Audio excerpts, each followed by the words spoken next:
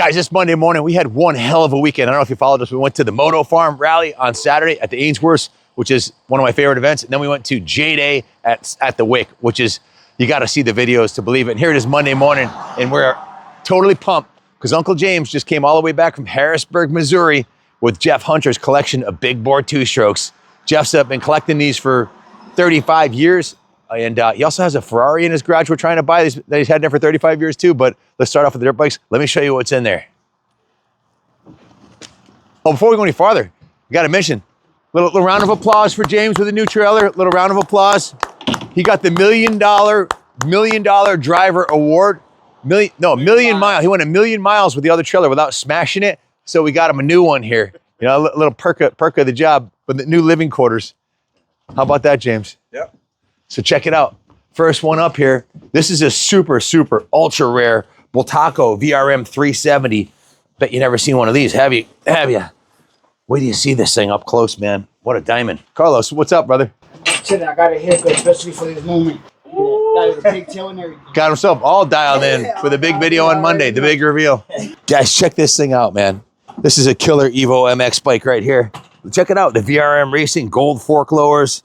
I mean, Jeff's a aficionado of fine big bores, and anybody who's got a nice Ferrari in their garage like he does, you know, he's definitely got some nice motorcycle bikes, because motocross bikes, because price was no issue for him. Apparently, he made some good investments for sure.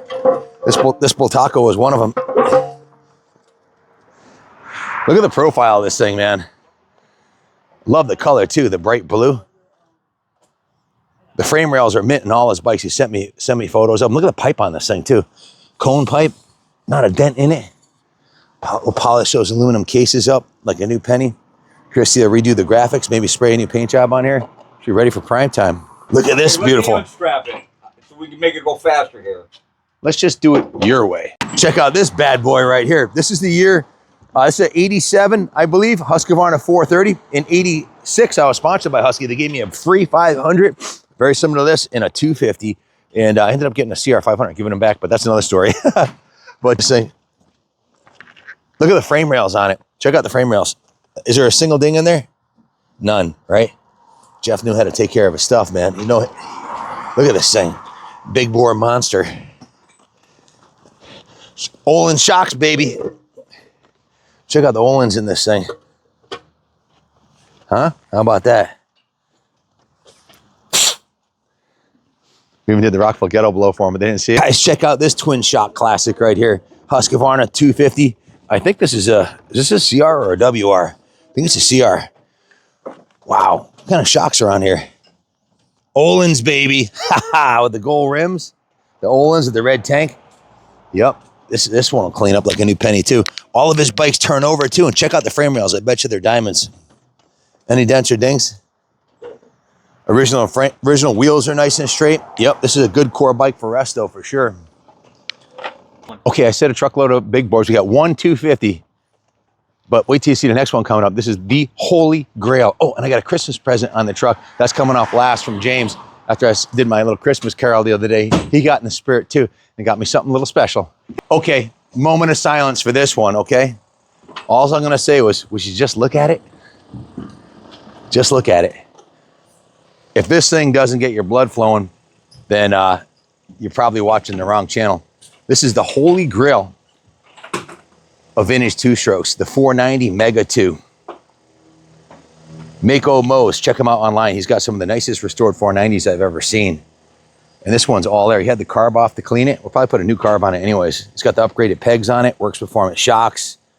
Just check this thing out. This is the bike that Honda supposedly copied the engine configuration, port timing and everything on this to build the CR500. And I'd believe it because I'm a CR500 guy, but I've never ridden a good 490 Mega 2. So this might be the first. Look at the nice upgrades on there. The gold aluminum ignition cover, beautifully billet aluminum brake lever. Definitely a cool piece, man. This one I'm really excited about. Guys, check out this. Absolutely kick-ass, air-cooled, first year, single shock, Maico Alpha 1 250 with the gold rims. It's got a Mikuni Sudco pipe on it.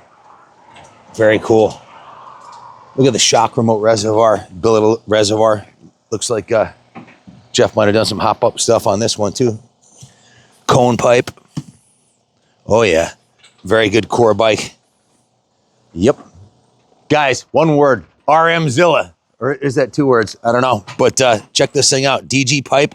Rear tire is flat and it's actually rubbing on the swing arm, but check it out, man. DG pipe with no dents on it, DG silencer. It's got the tank cover on it. Rims look nice and straight. Those are the original date coated rims. Let's check out the swing arm. No dings or dents. Pegs are perfectly straight still. Original shifter. Show them the frame rails. I don't think there's a single ding in there, is there? Yep. This is a great starting point for a kick-ass RMzilla build. Cut. We're interrupting our regularly scheduled program because we just unloaded these 3 bikes and that box over there, and the mics were shut off. So I'll take the blame. But in any event, this is a 1993 CR250R Honda. This is the bike Jeremy McGrath destroyed the competition. 93, 94, 95, 96. He ran the same frame. Those on the insiders know that 94, 95, 96 didn't turn as sharp. The geometry to this one is the one he loved. And when they switched to the aluminum frame, he quit and went aboard with Suzuki, who copied the 93 CR250 geometry ostensibly. So in any event, take a close look here. You'll see the original rims are in excellent condition. The frame rails on this are, he had the most hours on this one, but there's one little ding right there. And other than that, they're in great shape. Got a pro circuit pipe with some dings in it. We might be able to blow that out and vapor blast it. But excellent core bike and probably one of the best handling, well, certainly the best handling steel frame Honda ever made. This bike right here, if you ever ridden one, they kind of turn on their own. You just think about turning. They're very intuitive and very competitive even to today's standards, especially since in New England, you can run this against a 254 stroke. So if you build the motor right, have the suspension done by Factory Connection or RG3 or somebody, you know, or swap the forks for late model CR forks, and you've got yourself a modern handling CR250 spectacular machine. Next one up is an RM.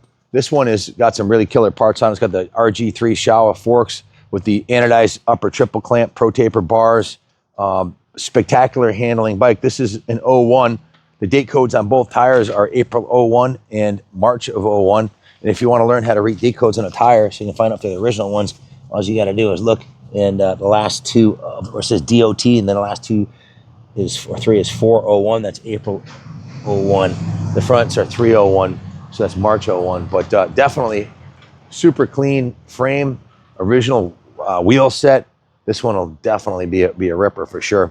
Good candidate for a frame off for sure. Then this one is his daughter's bike, and he said he replaced everything on this thing, top to bottom, and she might have put a couple hours on it. It's been parked in the barn for 20 years. She only rode it a couple times since it was done. He says it hauls ass. It's got the FMF Gold Series pipe. Engine's been all redone, so this will probably get more views than the 250 and 500 videos because it's something about an 80 bouncing off the rev limiter. And this one, you might wonder, Ken, are you a hoarder? Why are you dragging this turd all the way from Missouri, paying James to drag it back? Well, this is an RD350 torque induction. This is the purple original paint bike. I think it's a 73 because this, or 74 because the 75 was orange. I had an orange one.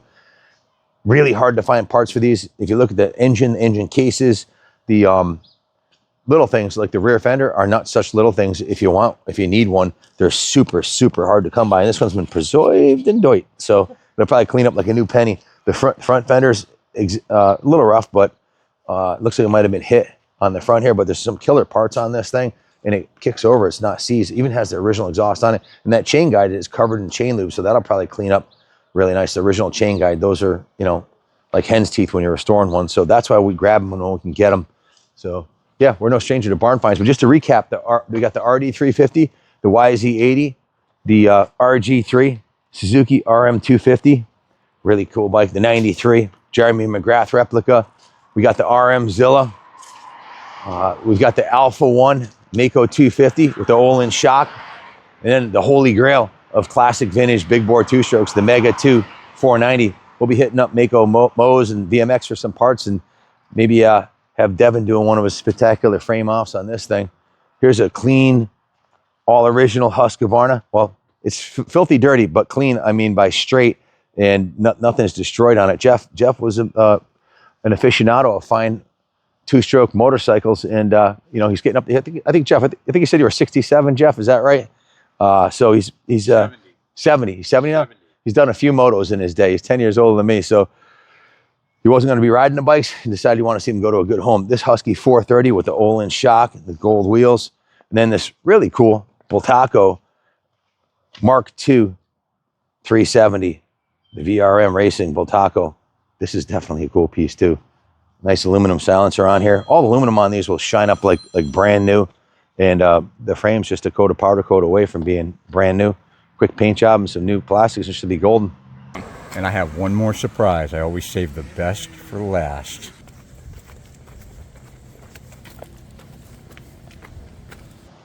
Oh, Uncle Ken, I got one more gift for you. Is this what you're talking about? Yep. Okay, let me guess. I haven't even seen. See if you can guess what it is. Is it a Picasso? It looks like a frame. Let's see if I can tell what brand it is by, well, just by feeling it. Feels familiar to me. Open her up.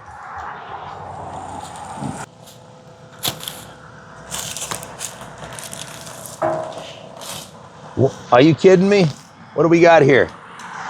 This is a Maico. Is this a Maico 250 or a 490 frame? I don't know. Very nice. Thank you, James. You really shouldn't have. I know I shouldn't have, but I did. It's an MC250T. So this has got to be the Maico frame for the Maico pile of parts over there. Very cool. Oh, we didn't talk about the pile of parts. Check this out. Jeff also hooked me up with a Honda CR500 long block here, which is basically, this is the whole entire engine. Kind of dismantled, needs a rebuild, but it's got the engine cases, cylinder head, and it's black, so it's an 85 or 86, I think, along with a swing arm and a bunch of other parts, shock. This is a complete exhaust system. I think this is a stock exhaust for that 94 CR250 over there, and check it out. There's not a ding in it. It's like perfect. So we might be putting this back on that bike, on the 93. An extra shock. This is a Maico MC250 engine.